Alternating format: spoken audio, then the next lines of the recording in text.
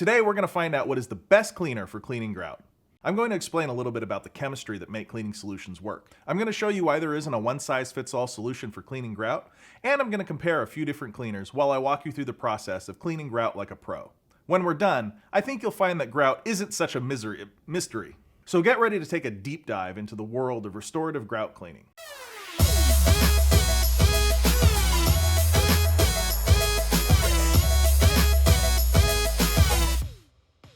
Magic Carpet Man. One last note before we get into it. Everything I'm going to talk about today is meant for doing a deep restorative cleaning to ceramic tile and grout. This is not advice for maintaining your flooring between restorative cleanings, and none of this should be applied to natural stone. Also, be sure to always read the labels on any cleaning products and follow the instructions. And don't try to attempt to do anything that you see on the internet. Okay, let's get to it. There's not a one-size-fits-all cleaner for cleaning anything. But that's doubly true when it comes to cleaning grout, because when we're cleaning grout, we actually need to use two different cleaners, because there's two different types of soil that we encounter when we're cleaning grout: organic and inorganic. Organic soils are the majority of the dirt and grime you find in your home. Residues, particles, and droplets from food, drinks, and pets are all organic. Organic soils tend to be acidic. Acids have a low potential of hydrogen, or pH. They're below 7 on the pH scale, and include things like vinegar, lemon juice, and hydrogen peroxide. Opposites attract, as the saying goes, so when we're cleaning acidic organic soils, we use alkaline cleaners. Alkaline solutions, or bases, are above 7 on the pH scale and include things like bleach, ammonia, and baking soda. Inorganic soils, on the other hand, tend to be alkaline. They're things like the water spots on your windows or granite countertops, rust stains, the hard water buildup on your shower head, the scummy buildup in your shower, and decaffeinated coffee stains. We use acids to clean inorganic soils, as well as alkaline organic soils. Acidic cleaners tend to be more useful in the bathroom due to the high volume of alkaline soap and shampoo residues found in there. Bar soaps, body washes, and some shampoos are alkaline, and so the alkaline cleaners that are very effective in the kitchen aren't so effective in the bathroom. I'll use this glassware that was left outside in the elements to demonstrate how alkaline versus acidic cleaners work, and why there's no one-size-fits-all cleaner for cleaning grout. I'm going to use dish soap for my alkaline cleaner, since these are, after all, dishes. I don't recommend using dish soap to clean tile and grout, especially if you don't have a way to thoroughly rinse the floor, because dish soap needs a lot of water to rinse free. I'll start by filling a bucket with hot water and place the glass in the bucket to soak for a while. The dirt is all softened up now, so I'll lightly scrub the glass and rinse it off. You can see that the organic soil, the dirt, is all gone, but there are significant stains left behind that the soap didn't touch. These are the inorganic soils: hard water spots, mineral deposits, rust, etc. See the white film in the pitcher and the rust in the measuring cup? And then there's just this one rusty dot on the side of the teacup. So now I'll put all these pieces back in the bucket, and this time I'll add an acidic cleaner. And again, let them soak for a bit. Then I rinse them off, dry them, and voila! Now they're really clean. No more film in the pitcher, no more rust in the measuring cup, and that little dot on the teacup? Gone. So you can see how one cleaner alone isn't enough to tackle all of the dirt. Now that you have a basic understanding of the chemistry at work here, let's talk about how to decide which cleaners to use.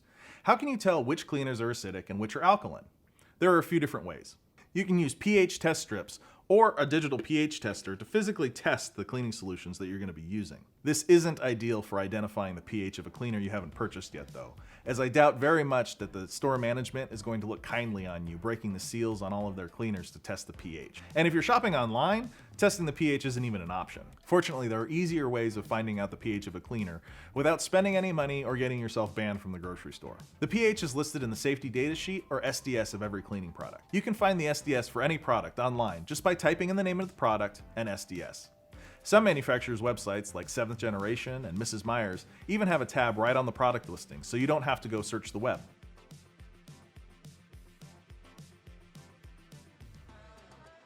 The easiest way to tell if a cleaning product is acid or base, though, is to just read the label.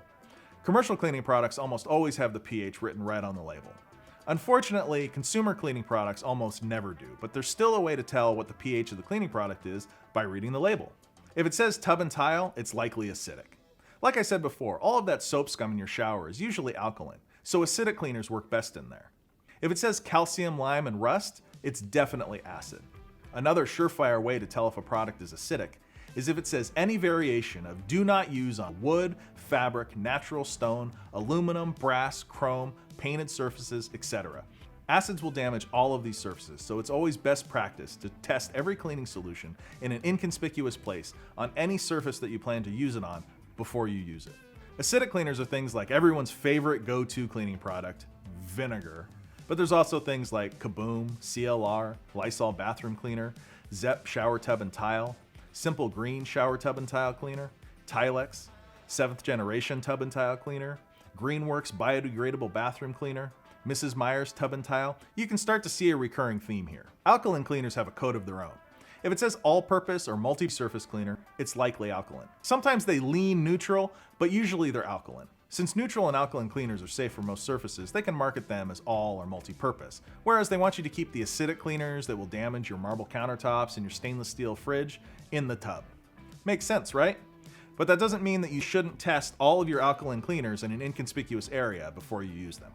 On the alkaline side, we have ammonia, baking soda, Formula 409 multi-purpose cleaner, Simple Green all-purpose cleaner, Mrs. Meyer's Clean Day multi-surface concentrate, and 7th generation all-purpose cleaner. Now that we're up to speed on what to use, let's get into how to use it, shall we? But before we begin, we need to do a little mise en place. We're going to need a vacuum, our alkaline cleaner, our acidic cleaner, a scrub brush, and an extractor. If you don't have an extractor, I highly recommend picking one up. They're far from the ideal floor cleaner, but they're superior to any kind of a mop, and they will make your life so much easier. This is the Bissell Crosswave, and this is the Hoover FloorMate. There are other machines like these on the market, I just happen to have these two. They both rinse the floor, scrub it a little, and extract the water back out into a holding tank. It's the rinsing and extraction features that we're interested in here. They do scrub, but they don't do it very well, and they don't scrub the grout, so we're going to have to do that by hand. So let's start by vacuuming. Vacuuming is always the first step in cleaning tile, stone, carpet, upholstery, anything really. Water plus dry soil equals mud, and we already have enough cleaning to do without making a bigger mess before we start. Now we can apply our alkaline cleaner. I have a few different solutions here that we're going to try out. I have Formula 409 multi-surface cleaner, which is tried and true, good old-fashioned ammonia, Mrs. Meyer's Clean Day multi-surface cleaner, 7th generation all-purpose cleaner, and the one I'm most interested in testing, EverSpring all-purpose cleaner. I saw this in the store and I thought it was cool because the cleaner comes in a dry powder, so there's less packaging and you're not paying for water. But what I was really excited about was that the spray bottle is glass. I'll take glass over plastic any day. I don't know how long the trigger sprayer will last though, and the screw cap is an odd size, so replacing it might be a problem, but that's certainly not something I need to worry about today. So I'm going to apply each one of these products to a grout line to see how they do.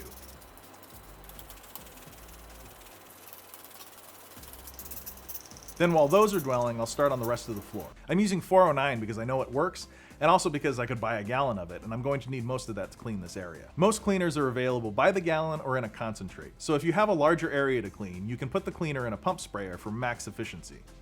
I find spraying it works best because it tends not to run too much to places that you don't want it to go, like adjacent carpet or underneath baseboards. If it does get underneath your baseboards, it may cause them to swell, so be mindful of where it goes. You want to get every part of the floor wet, but you never want to allow any cleaning solution to dry on the floor. So if you have a large area, you might want to do it in sections. If it's a hot day, things are going to dry out faster, so you'll need to consider that as well. Also, your refrigerator is blowing hot air out from underneath, so the area right in front is going to dry out before anything else, so keep that in mind while you're working. After you soak the floor with your cleaner, it's going to be extremely slippery, so it's best to start at the furthest point in the room and work your way back to the door, working in sections small enough that you don't ever have to walk on the wet floor. Now we let it sit and do its job. This part is called dwell time, and 5 to 15 minutes is adequate. The longer it sits, the less we'll have to scrub, but like I said, we don't want it to dry. Since we're waiting, now would be a good time to click that like button and the subscribe button if you want to see more in-depth cleaning content like this. Don't forget about the little bell icon too. And if there's some cleaning related topic you'd like me to cover, leave it in the comments. It's been dwelling a while now, so the dirt should be nice and soft so we can scrub. If you have a grout brush like this, it will really help to save your knees and back. If not, just use whatever brush you have and scrub all the grout lines. In the past, I've gone so far as to zip tie this brush to a mop handle. It wasn't pretty, but it worked better than a lot of the brushes I've bought in the past that were made specifically for grout. There's links in the description for everything that I'm using, and if you use those links to buy products, it helps out the channel. Now we rinse. I'm going to use the Hoover because I like it better than the Bissell. I fill the solution tank with plain hot water from the tap. I don't recommend putting boiling water in these machines, and I think the manufacturers would agree with me on that point.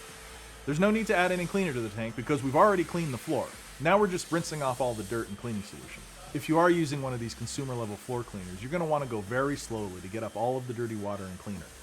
If you don't get all of the cleaner and dirty water off the floor, it's going to leave a residue that will manifest itself as an unsightly film, a slimy or sticky texture, and a dirt magnet. You also might need to use defoamer to keep the suds from choking out the extractor. If you have epoxy grout, then congratulations, you're done. The rest of us with conventional cement grout, however, have a little more work to do. We're going to start all over again, except this time we're going to use an acidic cleaning solution. I'm using Zep Calcium Lime and Rust Cleaner. This is going to remove any inorganic soils, as well as dissolve a little bit of the grout off the top, which will help to remove stains that the alkaline cleaner didn't get. To apply this cleaner, I use a standard spray bottle with a flip-top cap, so I can be sure to get the cleaner only in the grout lines. You don't want to get this stuff on anything but the grout and tile. It will damage your stainless steel appliances, marble, travertine, limestone, etc. So you really want to be careful with it. Wear gloves, wear goggles, follow the instructions on the bottle, and just be smart. I just go along each grout line and pour it on. We'll let it dwell a few minutes and scrub it again.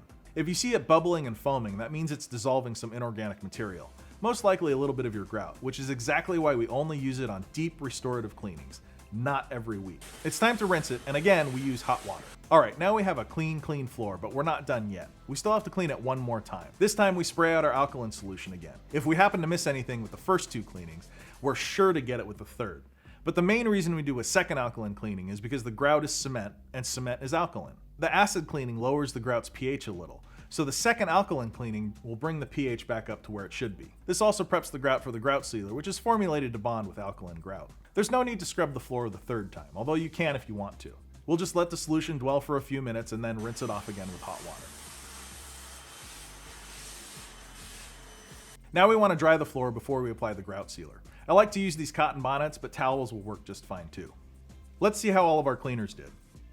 You see, this is why I say it doesn't matter what you use to clean your grout. All of these different products did about the same. Of course, the grout wasn't all that dirty, and it was sealed. I don't know if the ammonia got a particularly bad grout line, or if it's just not a very good cleaner, but that was one of the only 5 that didn't come fully clean. The grout sealer that I'm using is made by a company called Stone Pro. It's the best sealer I've found, and I've been using it for years.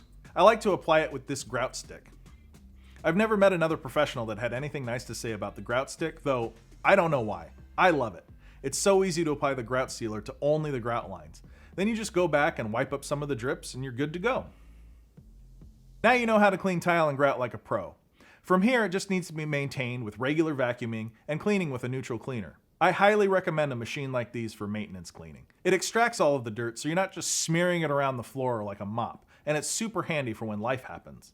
With proper care, you shouldn't have to do a deep restorative cleaning again for 18 to 24 months. If you'd like more info about maintaining your tile and grout, there's a link in the description. There's also a link to a playlist about all my other tile and grout cleaning videos. So go check those out. And until the next one, stay clean.